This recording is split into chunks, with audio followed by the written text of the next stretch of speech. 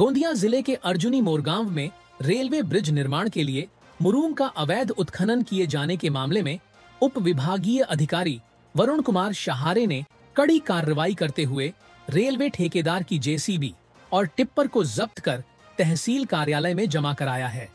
अर्जुनी मोरगांव शहर में संविधान चौक से बिरसा मुंडा चौक के बीच रेलवे मार्ग पर पिछले 1 साल से ब्रिज का निर्माण कार्य चल रहा है। इस कार्य के लिए बड़ी मात्रा में मुरूम की आवश्यकता होने के कारण ठेकेदार ने ब्रिज के पास स्थित गट क्रमांक 288 जो कि झाड़ीदार जंगल क्षेत्र है, वहीं से बिना अनुमति मुरूम की खुदाई कर अवैध उत्खनन किया।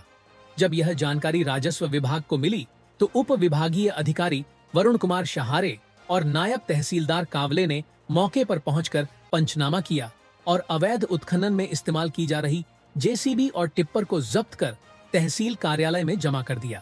19 तारखेला आमचे मंडळ अधिकारी आणि तलाठी यांना एक तक्रार आली। तक्रारीत त्यांनी असे म्हटले की आदिवासी मुलांचे जे वसतिगृह आहे आणि रेल्वे रोड तर त्या दरम्यान अवैध उत्खनन चालू आहे। एक जेसीबी त्याचप्रमाणे एक ट्रकच्या सहाय्याने उत्खनन चालू आहे। तर तिथे आमचे मंडळ अधिकारी गेले असता त्यांना आढळलं की इथे अवैध उत्खनन चालू आहे आणि हे अवैध उत्खनन जवळच एक पूल बनत आहे। तर त्या पूलमध्ये जो भराव टाकता आहे तर त्या भरावात हा जो मुरूम आहे तिथे टाकण्यात येत होता। तर जागेवर मग तहसीलदार गेले, मी सुद्धा गेलो। त्यावेळेस पाहिलं की तिथे खरंच अवैध उत्खनन होते आणि त्यांच्याकडे त्या संदर्भात कोणतीही परवानगी नव्हती।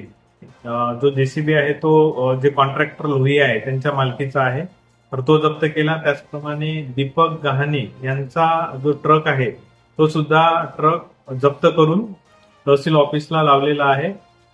पुढे जे काही उत्खनन झालेलं आहे तर त्या उत्खनन झालेल्या संदर्भात जे लोहिया कॉन्ट्रॅक्टर आहे त्यांना तहसीलदार अर्जुनी मोरगाव यांनी नोटीस बजावलेली आहे। त्यांचं म्हणणं ऐकून घेऊन त्यांच्यावर महाराष्ट्र जमीन महसूल संहिता 1966 च्या 47(8) नुसार कारवाई करण्यात येईल। 50 लाखाचा मुद्देमाल आम्ही जप्त करण्यात आलेला आहे। त्याचप्रमाणे एकूण किती अवैध उत्खनन करण्यात आलेलं आहे तर त्यानुसार त्यांना पुढील दंड आकारण्यात येईल आणि कारवाई करण्यात येईल।